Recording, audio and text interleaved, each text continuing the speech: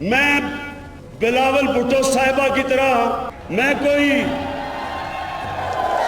وزیر اعظم عمران خان کی جانب سے چیئرمین بلاول بھٹو زرداری کو صاحبہ کہنا موضوع بحث بن گیا ہے۔ بلاول بھٹو صاحبہ ٹوئٹر پر ٹاپ ٹرینڈ بن گیا۔ کسی نے شدید تنقید کی تو کوئی کپتان کے دفاع میں سامنے آ گیا۔ ٹوئٹر صارفین نے سوال اٹھایا، کیا وزیر اعظم عمران خان کی اب بھی زبان پھسل گئی یا انہوں نے جان بوجھ کر یہ بات کہی؟ لیکن وزیر اعظم کی زبان پھسلنے پر شور مچانے والے ذرا یہ بھی دیکھ لیں۔ بلاول بھٹو کی خود ایک تقریر کے دوران زبان پھسل گئی تھی اور کہا تھا کہ اگر روزگار دینا جرم ہے تو یہ جرم میں بار بار کروں گی۔